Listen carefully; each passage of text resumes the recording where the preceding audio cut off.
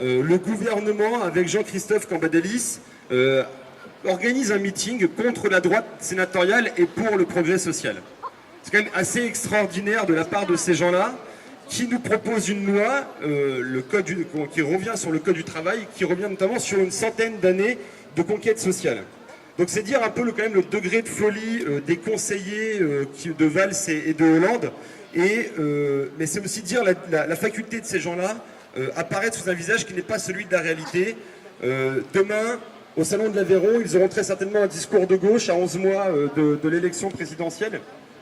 Pourtant, celles et ceux qui luttent savent très bien que depuis maintenant 4 ans, les renoncements de François Hollande sont nombreux. Je vais reprendre d'ailleurs notamment ce que Serge Halimi citait la semaine dernière quand on était au Havre. Il y avait un meeting qui s'appelait nous sommes la majorité. Et il revenait sur quelques-unes des mesures de François Hollande et il ponctuait par un non tenu à la fin de chaque mesure. Donc l'instauration pour les entreprises qui délocalisent, instaurer un remboursement pour les entreprises qui délocalisent des aides publiques reçues non tenues. La préservation du statut public des entreprises détenues majoritairement par l'État, donc EDF, SNCF, La Poste, non tenues. L'interdiction aux banques d'exercer dans les paradis fiscaux, non tenues. Et les Panama Papers l'ont encore prouvé. La suppression des stock options et l'encadrement des bonus, non tenus. L'augmentation de 15% de la taxe sur les bénéfices des banques, non tenu. Et à cela, nous, l'année prochaine, on va venir nous demander, dans la discipline républicaine, camarades, votez PS au second tour. Non, il en est hors de question. Nous, on dit stop à cette discipline républicaine qui sauve systématiquement le PS et lui permet encore de gouverner et de paraître comme étant un parti de gauche, ce qu'il n'est plus. Aux promesses de gauche de se faire élire et aux politiques de droite une fois lues, nous on dit stop. À une gauche molle, fragile, acquise au dogme et à l'idéologie du libéralisme, nous on dit stop. Lionel Jospin parlait de parenthèse libérale en 1983, suite au tournant de la rigueur opéré par Mitterrand. Nous, on est là pour refermer cette parenthèse et on veut que cette parenthèse, elle se referme sans le PS. C'est pourquoi, dès ce soir, Fakir lance dans toute la France, nous ne voterons plus PS. S'il y a des gens qui veulent prendre la parole pour expliquer pourquoi ils ne veulent plus voter PS, tu te présentes rapidement et puis... Bonjour, François, professeur des écoles. Pour ma part, je voterai plus PS parce que j'espère qu'il va disparaître et qu'il sera remplacé par quelque chose d'autre. Et j'espère un parti de gauche et j'espère aussi qu'on pourra faire bouger nos institutions, qu'elles soient véritablement démocratiques. La France insoumise. Merci. Bonjour, alors Vincent, moi je suis cheminot en grève en ce moment. Merci. Je ne voterai plus PS comme j'ai jamais voté PS, tout simplement parce que aujourd'hui le Parti Socialiste nous a fait croire qu'il allait se mettre du côté des gens qui travaillent, des gens qui ont besoin qu'on les soutienne. Et aujourd'hui on voit le PS qui... Merci. Et donc, on voit que le PS aujourd'hui mène la politique d'austérité qu'on a vu mener le PASOK en Grèce, qu'on a vu mener en Espagne. Et je ne voterai plus jamais PS parce qu'aujourd'hui, on défend avec mes collègues cheminots en grève le service public de transport pour tout un chacun, pour que tout le monde puisse aller au travail, en vacances, dans de bonnes conditions, en sécurité. Et le Parti Socialiste, il est en train d'instiller, à travers le gouvernement Valls, une logique commerciale là-dedans, rentabiliste et productiviste, qui va être la destruction de tous les services publics, de tous les acquis sociaux. Donc c'est pour ça que je ne voterai plus jamais Parti Socialiste. Et les votes de Jean-Christophe Cambadélis en tant que député. Donc, à l'époque, c'est Fakir qui a réalisé un petit tract pour tous les départements de métropole, je crois, qui revient sur les votes des députés PS depuis le début de la mandature. Alors, Jean-Christophe Cambadélis, le TSCG, donc c'est le traité pour la souveraineté, la coordination et la gouvernance, je crois de mémoire, si certains veulent me corriger, c'est avec plaisir. Stabilité, merci. Il a voté pour. Le CICE, il a voté pour. La loi de non-régulation bancaire, il a voté pour.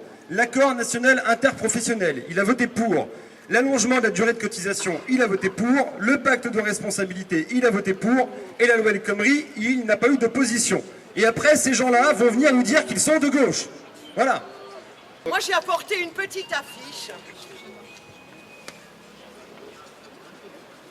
Faut pas bouger. Jean-Christophe Cambadélis, je vous l'adresse. Votre parti est une forteresse. Elle est fermée, elle est close. Elle n'est plus la gauche. Elle n'est plus la gauche. J'ai été membre 28 ans de ce parti. Il y avait 3 générations de tradition socialiste avant moi. Et c'est très dur, je peux vous dire aujourd'hui. On a franchi ces grilles. J'avais 17 ans. Avec des tracts, avec des affiches. Mitterrand et les autres, c'est nous qui les avons portés là. Et aujourd'hui, rien. Rien pour les ouvriers, rien pour les fonctionnaires, rien pour les chômeurs, rien pour les femmes. Rien. Rien pour ceux qui peinent. C'est pour ça que je ne veux plus voter socialiste.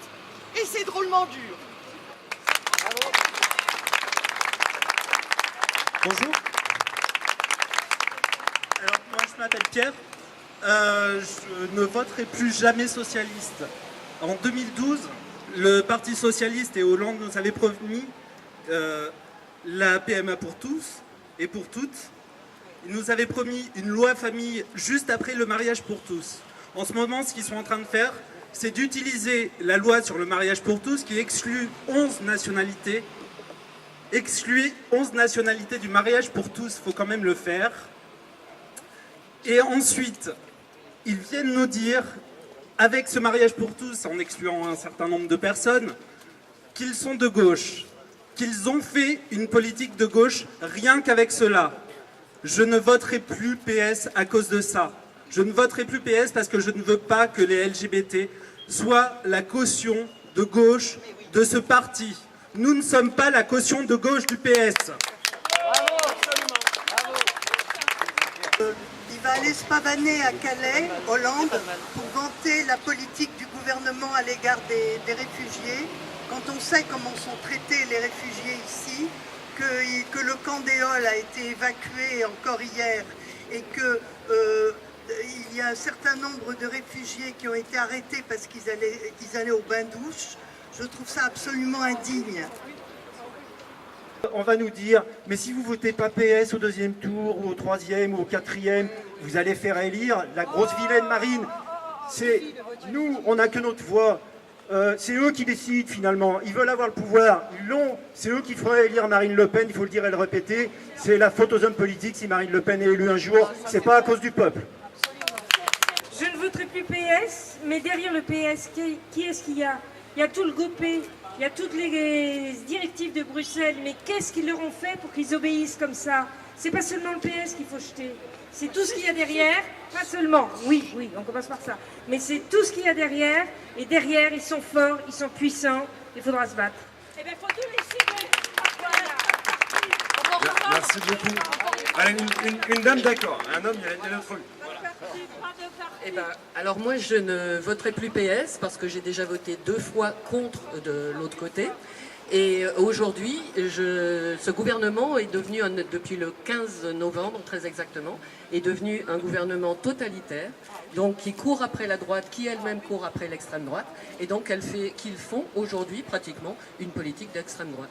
Donc je ne voterai plus jamais PS, voilà, parce que je suis de gauche.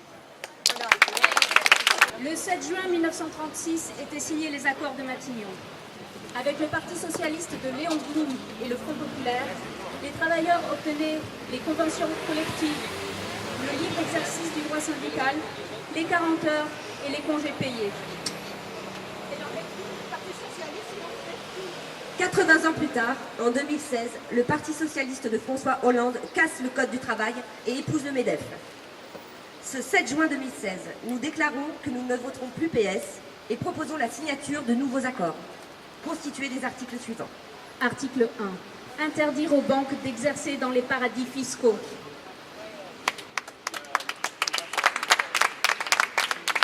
Article 2. Supprimer les stock options et encadrer les bonus. Article 3. Taxer et faire payer l'impôt sur la fortune aux émigrés fiscaux en Suisse, en Belgique et au Luxembourg. Pour mémoire, ces propositions sont celles de François Hollande en 2012. Autant de promesses non tenues. Poursuivons avec les conquêtes rognées du Conseil national de la résistance dans son programme Les Jours heureux. Article 4. Une presse non assujettie à la finance. Article 5. Le retour à la nation des grands moyens de production, des sources d'énergie, des richesses du sous-sol, des compagnies d'assurance et des grandes banques. Article 6. Le droit d'accès dans le cadre de l'entreprise aux fonctions de direction et d'administration pour les ouvriers possédant les qualifications nécessaires. Et la participation des travailleurs à la direction de l'économie. Article 7. L'instauration d'une véritable démocratie économique et sociale, impliquant l'éviction des grandes féodalités économiques et financières de la direction de l'économie. Et ajoutons, pour actualiser tout ça, Article 8. 3 semaines de congés supplémentaires. Les 3 semaines de travail qui aujourd'hui servent à rémunérer les actionnaires. Ou le passage aux 32 heures par semaine avant les 20 heures escomptées par Keynes. Article 9. Une taxe sur les transactions financières reversée pour le développement des pays du Sud. Et enfin, article 10. Des élus révocables par référendum.